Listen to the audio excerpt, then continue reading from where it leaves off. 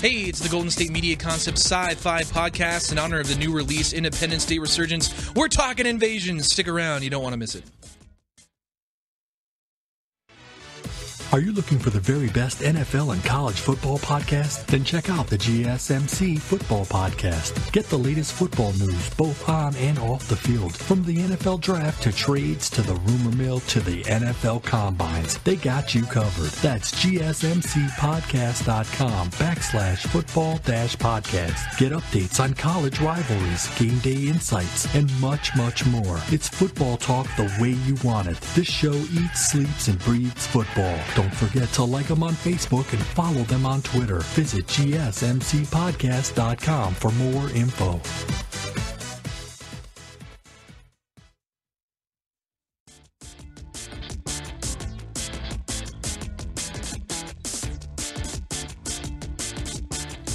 Hey, everybody, and welcome. It's the Golden State Media Concepts Sci-Fi Podcast. I'm your host, Drew, and welcome to the show, and welcome to Earth. Today we're going to be talking about invasions, like I said, in honor of the new Independence Day. The new Independence Day. No, don't adjust that. It's not 1996. It is 2016. It's 20 years after the original one came out, and they're like, hey, now is the time. And as we all know, I'm going to talk about just a little bit of give some love to the original Independence Day that launched the career of a young fledgling actor that had mostly been known for television up to that point. I'm talking, of course, about Brent Spiner, Data from Star Trek, Dr. Oaken in the flick. No, I'm talking about Will Smith. Breakout role in this one. The first Independence Day, or really the only other Independence Day that had come out, one of the very few films that I can distinctly remember going to watch in the theater. And I remember, like, I can go through a whole list of movies like, yeah, I watched that when I was a kid, saw that when I was a kid, yada, yada, yada. But the cloning, or even the case, I just watched Gattaca again recently, where they talk about genetic engineering, and that was not frowned upon. That was a future where you had to be genetically engineered in order to get anywhere. That was a very interesting take. That a natural birth, that a regular person, essentially the world that science had created had passed by the regular person, and they were just a liability. They were practically handicapped at this point. Those questions. Yeah, there's great entertainment value in Orphan Black. There's the mind-bending sequences and the violence and the cliffhangers. All of those have great value as far as your entertainment. But it should get the conversation going. Is it, well, you know, what would I do in this situation? That's really all these films are. What would you do? And it always makes for an interesting conversation. And whether you choose to express your opinion or not, I know you got one. And you can let us know about them. Okay? You can check us out on GSMCpodcast.com, as well as now downloadable on iTunes, where you can also get the other fine GSMC podcasts. You can follow us on Facebook and Twitter. I want to know about it. I want to hear about it, okay? Next week, we got another great show. I want to thank you very much for sticking around and listening to us. This has been the Golden State Media Concept Sci-Fi Podcast. I am out of here.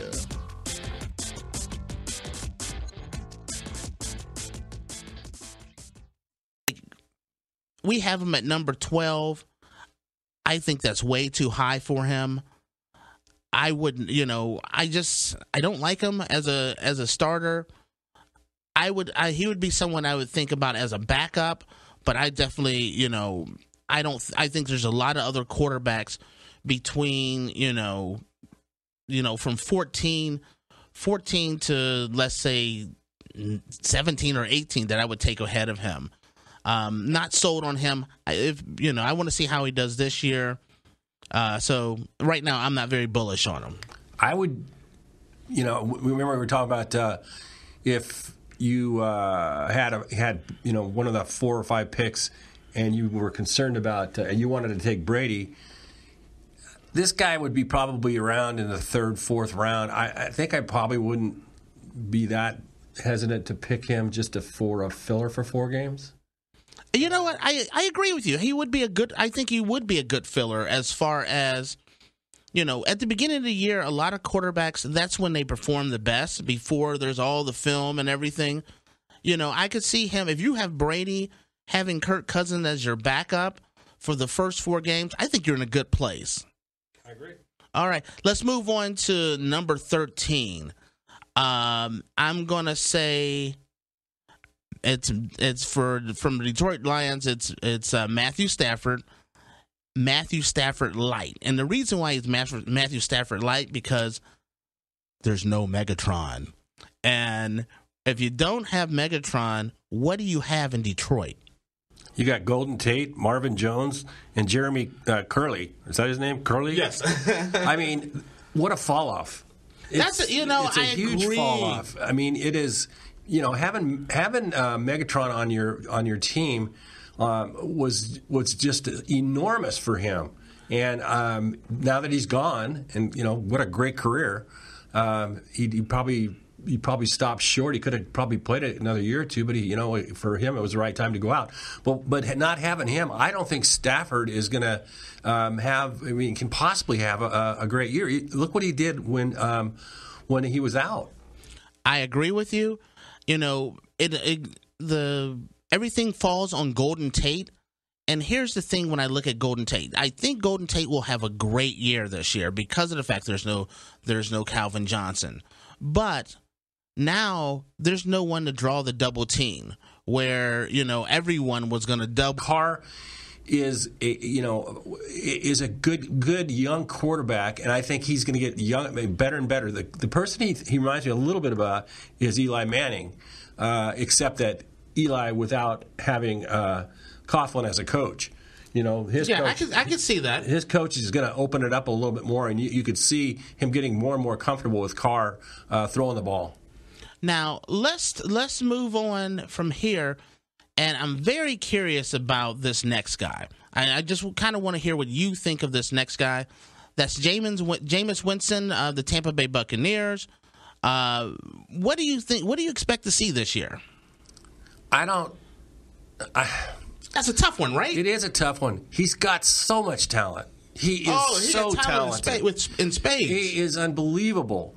But I just don't know that he has the mental capacity to be, that quarterback like Cam Newton or like Russell Wilson or something like that. He's got the skill set that's similar to those players, but I just don't think that he can.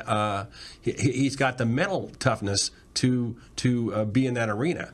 Now, see, I mean, sorry, I didn't mean to cut you off, right. But I don't know if it's that. I think he has all the skills to be a great quarterback.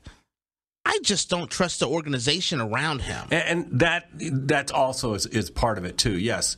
I'm not sure that, it's been a coaching, a little bit of a carousel for him. They've gone through 3 or 4 of them. And I just don't see him progressing. This would be his 3rd year. I don't see him progressing from years 1 to 2 and then coming on to 3. Meaning this would be his 2nd year. 3rd, isn't it? No, second. Second year. I was like, wait a minute, did I miss a year in here somewhere? Yeah. Where were you? I'm like, you lost again. I missed the season. You lost again. It's one of those things where when I look at him, I say, do you trust Tampa Bay to make all the right decisions to put him in a winning situation? I lack trust of Tampa Bay more than I lack trust of Jameis Winston. Yeah, I don't disagree with you. The organization, I don't think it's always been kind of a hodgepodge of stuff. Except the one time they won it. But I'm with you. You're going to have to convince me that he's got the ability, and I don't. As a second-year player, I don't feel it. Okay, let's move on here. And here's a guy. Last year, everyone was very bullish on this guy. Everyone thought this was the guy that was going to make that giant leap forward. And some people even thought he was going to make the giant leap forward to elite.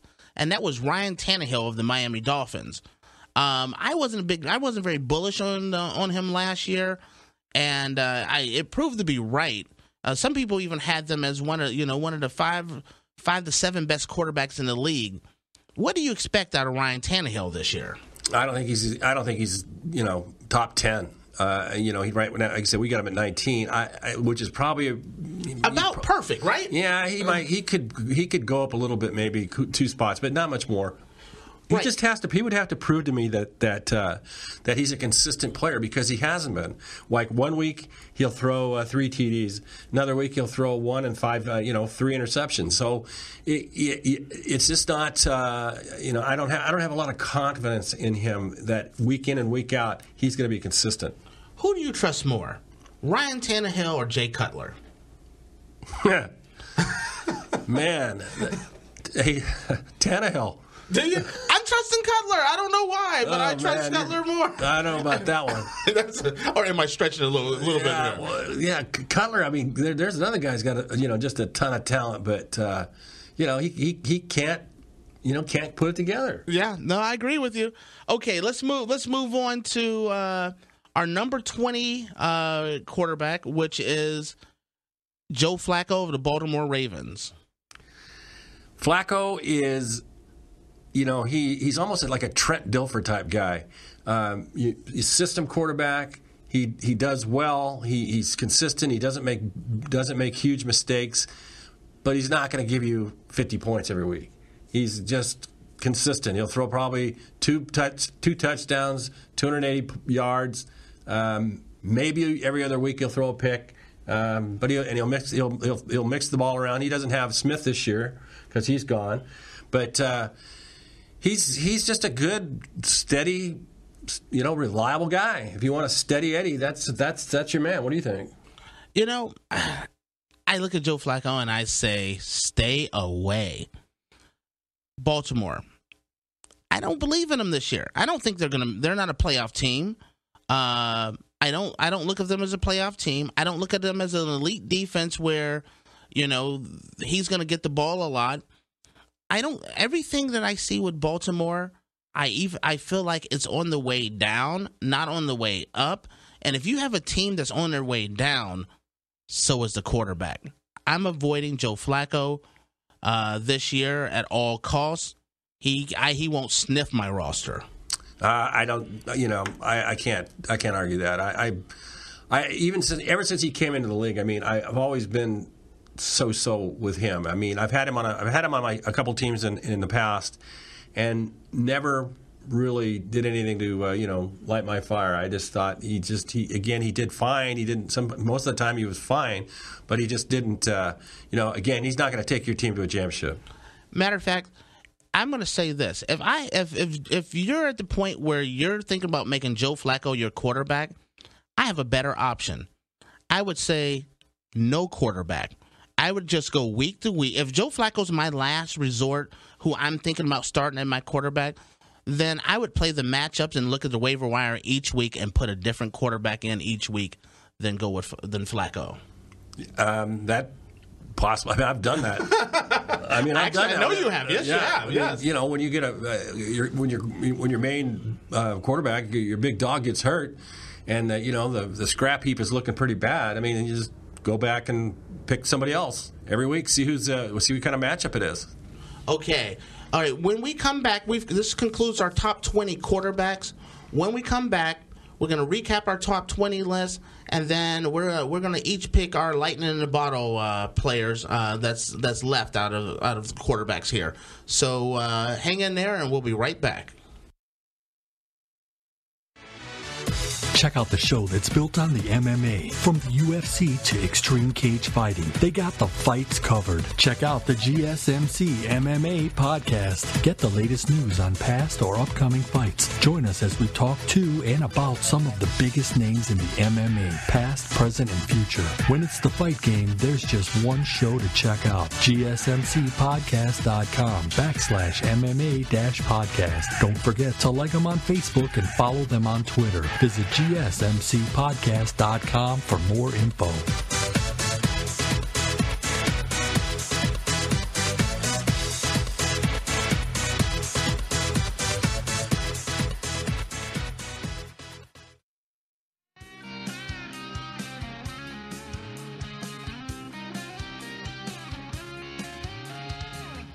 Okay, we're back. And we just finished up our top 20 fantasy football quarterbacks for the 2016-17 year.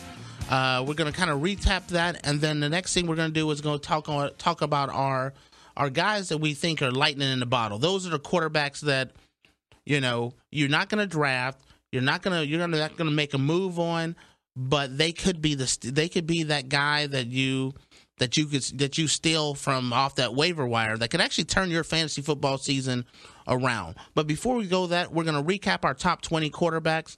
Do you want us to do that, Owen? Do we go over the top 20? Sure. Number 1 was Aaron Rodgers. 2, Cam Newton. 3, Russell Wilson. 4, Carson Palmer. 5, Tom Brady. 6, Andrew Luck. 7, Ben Roethlisberger. 8, Eli Manning. 9, Drew Brees. 10, Tony Romo. 11, Phillip Rivers. 12, Kirk Cousins. 13, Matthew Stafford. 14, Andy Dalton. 15, Blake Bortles. 16, Tyrod Taylor. 17, Derek Carr. 18, Jameis Winston. 19, Ryan Tannehill. And 20 is Joe Flacco. Okay, so now we're going to talk about, you know, there's some quarterbacks that are left here. And, you know, I'm just going to go down the line of some of the quarterbacks that are still on the list, which is from Marcus Mariota to Brock Osweiler, Matt Ryan, Robert Griffin III, Sam Bradford, Blaine Gabbert, Colin Kaepernick, Jay Cutler, Alex Smith, Mark Sanchez to, Jared Goff and Geno Smith and Teddy Bridgewater. Now, what we're going to do is I'm going to have Owen, of this list, I want you to pick 3 guys that you think from this list you may be able to pick up off the waiver wire, which could actually maybe save someone's fantasy football year. Couple things. I think, depending on how the off-season workouts go and when this go into the season, I think Kaepernick could be a sleeper pick. And I only say that because of Chip Kelly and the offense that he runs. I mean, Kaepernick of all quarterbacks is right up his alley. It's right up like he ran with Mariota in Oregon, and I just think if he can get on the same page and follow Kelly's or buy into Kelly's system, he could be that could be a great matchup. I agree with you. I mean, my question to you is this: will he even get a chance? Well, I think Kelly would be silly not to. I mean, when he was in Philadelphia, I never understood why he picked up when he got rid of Foley and it was Foley? Foles. Excuse me, Foles. It was a folly.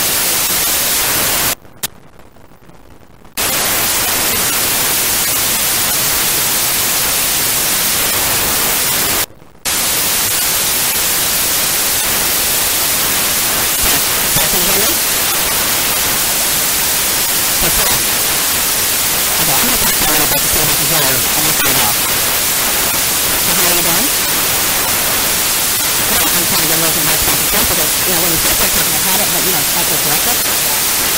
So do we want them to come out or do we not? How do we count, Sarah? Just okay, or do we count over? Like, bad, good?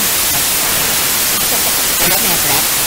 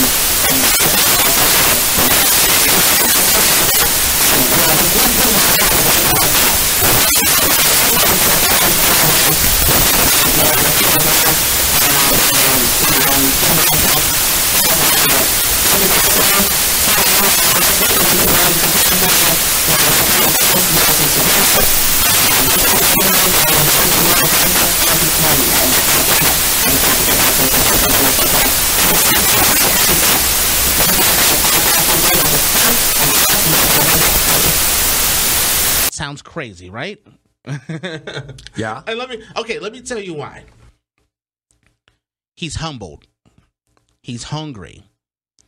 He's on the Browns, who's going to be in a situation every single week where they have to play and shoot out games every single week. And, you know, the Browns, who have been making horrible after horrible decisions every year, I thought they made a really smart decision this year in the draft. They went after wide receivers, and they kept going after wide receivers, one after the next one after the next one. And you know what? If you're going to go in and you're going to say we're all in on Robert Griffin III, you better get him some weapons, and that's what they did. And then, you know...